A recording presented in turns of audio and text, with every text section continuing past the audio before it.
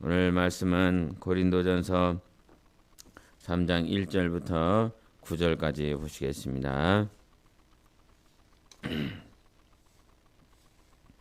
고린도전서 3장 1절부터 9절까지 교독하시겠습니다.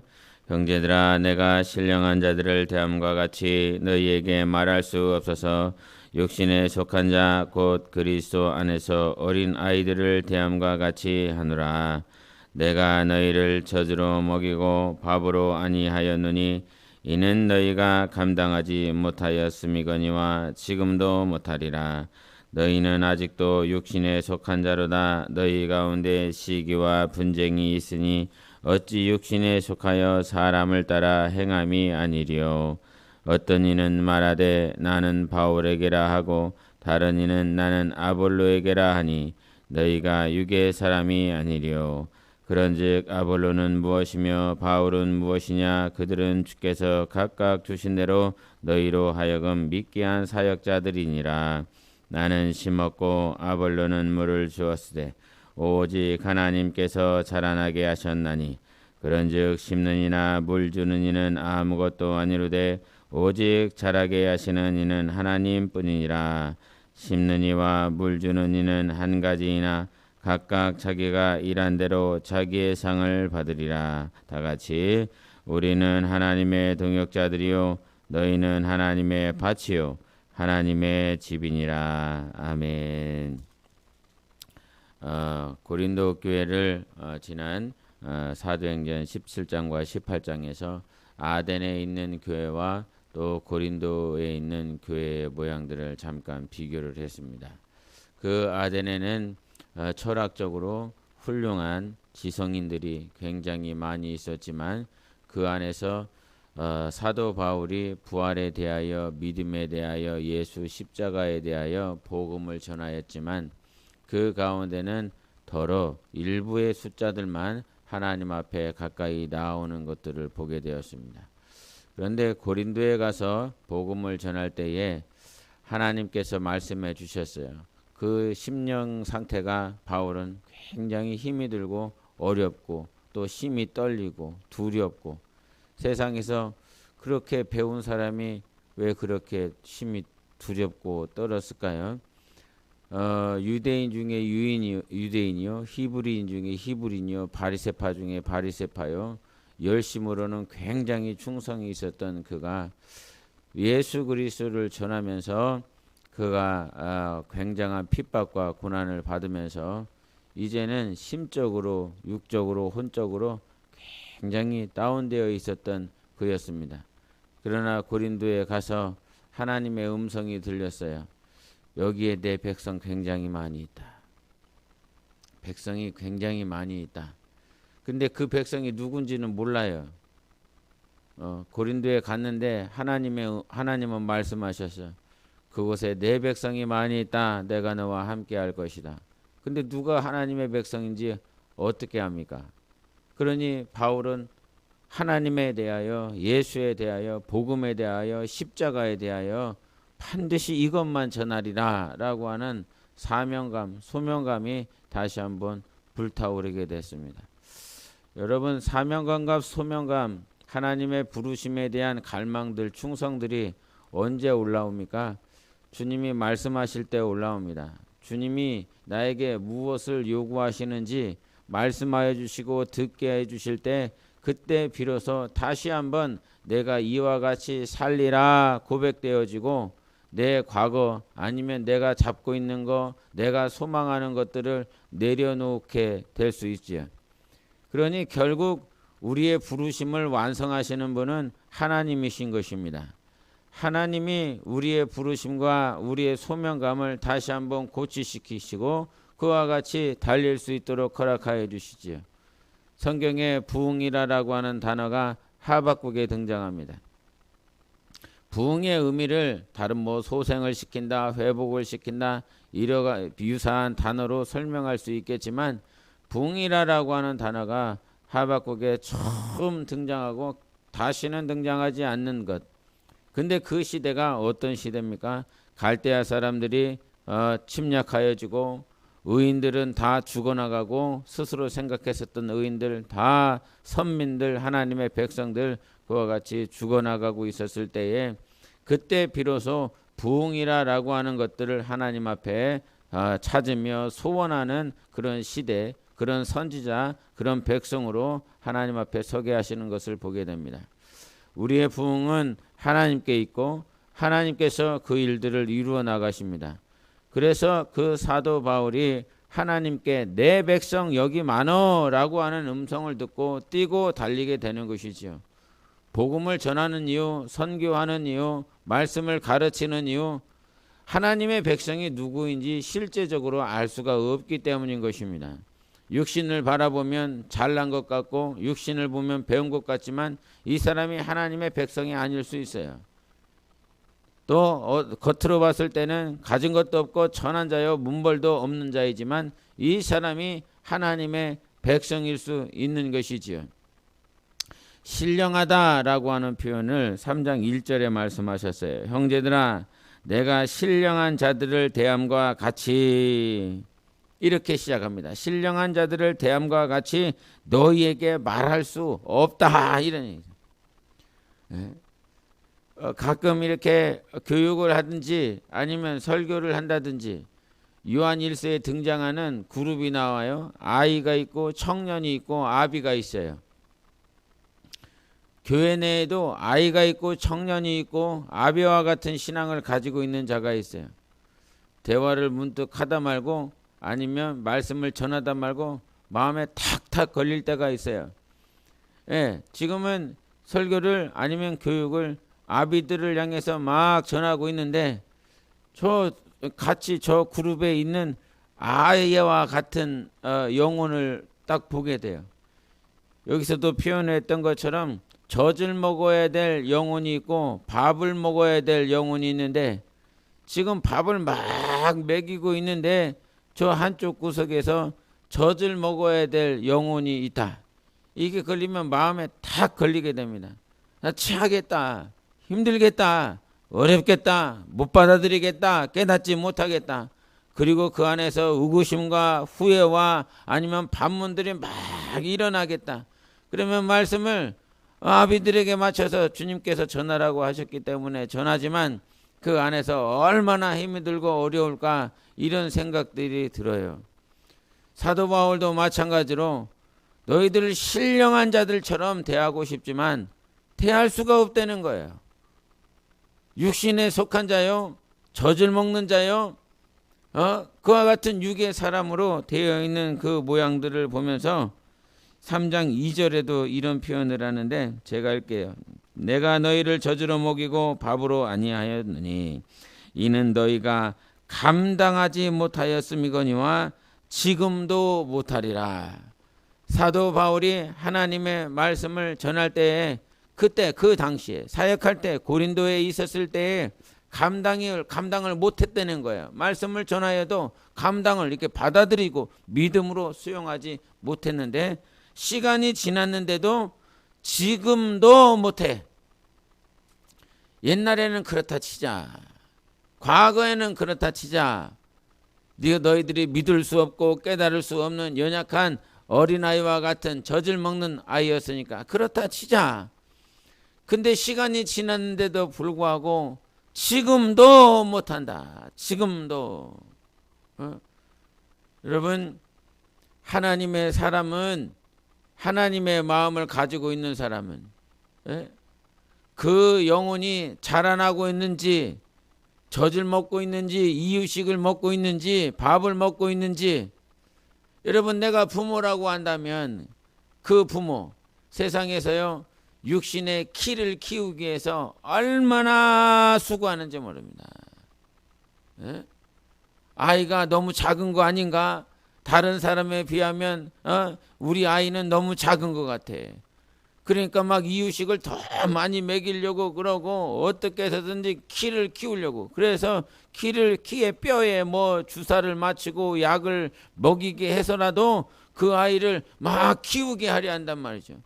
광고를 보십시오. 그 광고에 키 커지는 뭐 약이 있고 키 커지는 주사가 있다고 이거를 맞춰보라고. 왜 그렇습니까?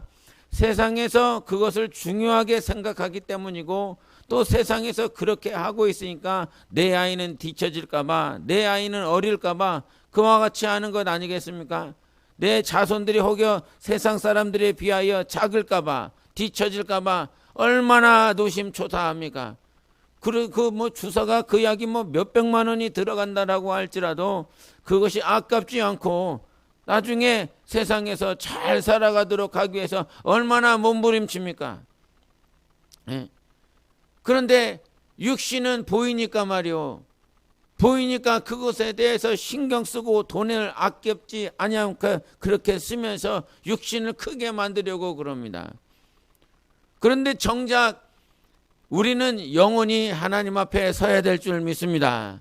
내게 맡겨주신 영혼들 영혼이 자라나야 된다라고, 교회에서 영혼 저 영혼은 어떻는지, 저 영혼은 어떻는지 그 이름을 부르지 않아요. 그 영혼이라고 그래요. 영혼, 그 영혼.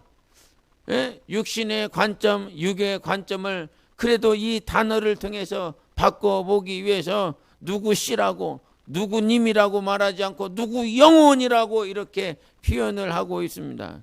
예?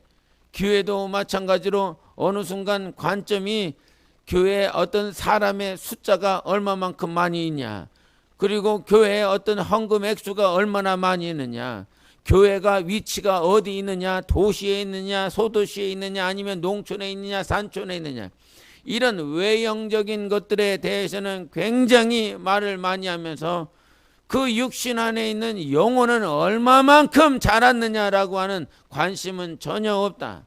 근데 사도 바울은 보십시오. 애달프다 이 말이에요. 지금 뭐 때문에 이렇게 애달파하고 힘들어하고 있느냐 하면, 너희들을 신령한 자들처럼 대하고 싶어. 신령한 자들처럼. 근데 신령한 자들처럼 대하고 싶은 마음이 너무너무 큰데도 불구하고 너희들은 여전히 육신에 있는 자요. 과거에도 그랬을 뿐만 아니라 지금도 못한다. 지금도 못해. 여러분, 우리는 시간이 가면 갈수록 하나님께서 나를 신령한 자처럼 대할 수 있도록 자라나가야 된다라고 하는 것입니다. 그러면 왜 그 고린도 교회는 여전히 지금도 감당 못하는 자로 되어 있느냐? 답이 3절에 있지요. 같이 읽어보겠습니다. 시작. 너희는 아직도 육신에 속한 자로다. 너희 가운데 시기와 분쟁이 있으니 어찌 육신에 속하여 사람을 따라 행함이 아니랴. 이렇게 말씀하셨어요. 여러분, 고린도 교회는 어떤 교회였느냐 말했습니까? 은사가 많이 있었다 그랬어요. 고린도전서 1장 7절에 너희가 모든 은사에 부족함이 없이 우리 주 예수 그리스도의 나타나심을 기다림이라, 이런 말씀하셨어요. 그러니까 이 고린도 교회 출신들은 문벌도 없고 배운 것도 없고 이게 천한 사람들이란 말이에요. 그럼에도 불구하고 모든 은사에 부족함이 없는 그런 은사 충만한 교회였어요. 근데 사도 바울이 뭐라고 그럽니까? 은사가 충만한데도 불구하고 너희들은 어떤 자들이라? 육신에 속한 자들이다. 방언을 통변하는 자들이 있어요. 방언을 통변하는 자들 쉽게 못 봅니다. 근데 그 고린도 교회는 방언 통변하는 자들이 있었어요. 지혜가 있는 자들이 있었어요. 지식 있는 자들이 있었어요. 그리고 병 고치는 은사를 가지고 있는 자들이 있었어요. 그처럼 은사가 가득 나타났어. 참 놀라운 거죠. 근데 이 은사가 가득한 교회인데도 불구하고 사도 바울은 뭐라고 표현을 합니까?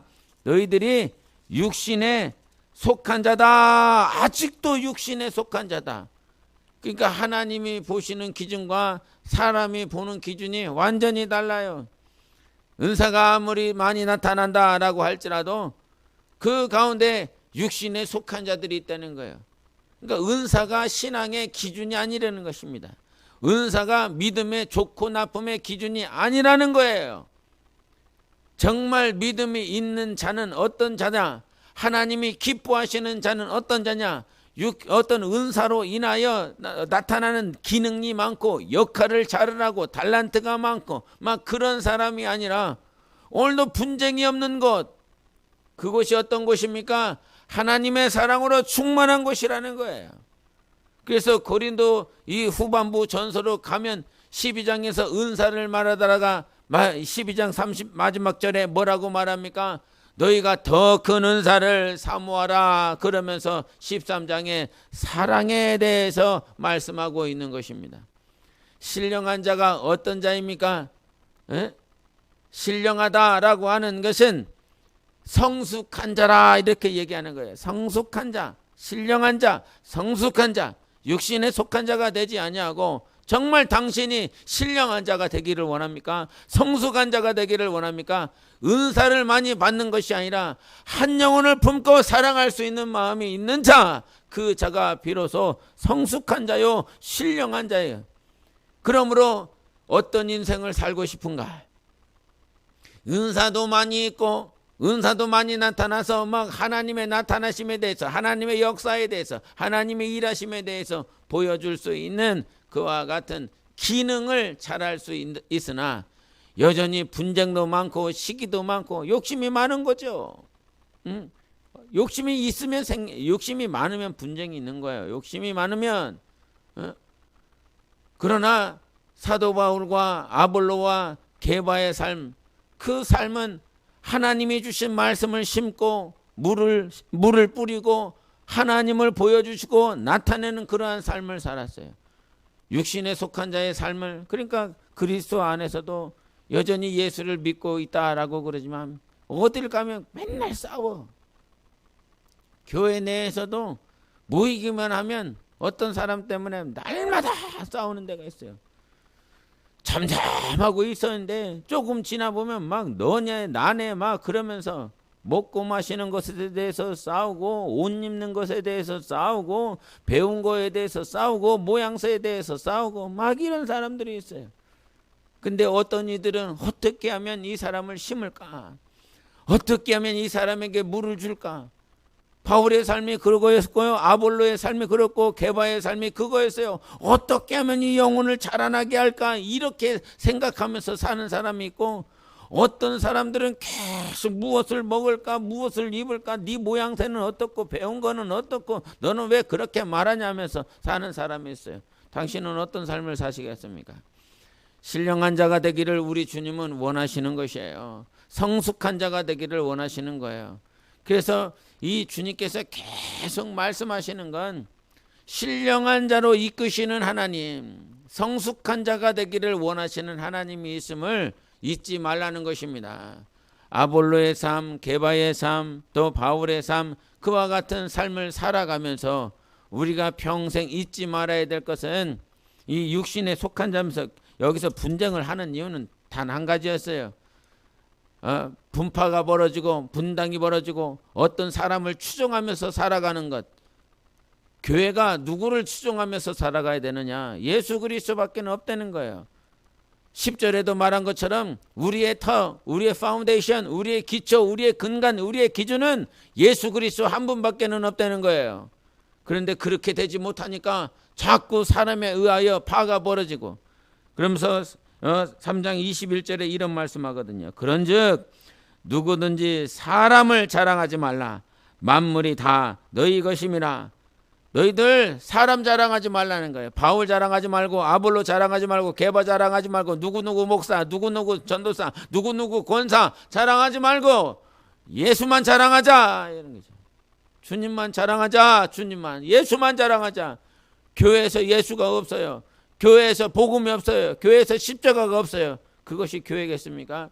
사람의 기업이 되겠죠. 여러분, 오늘도 우리 안에서 신령한 자, 성숙한 자, 이건 오직 예수 그리스도를 말하는 것입니다.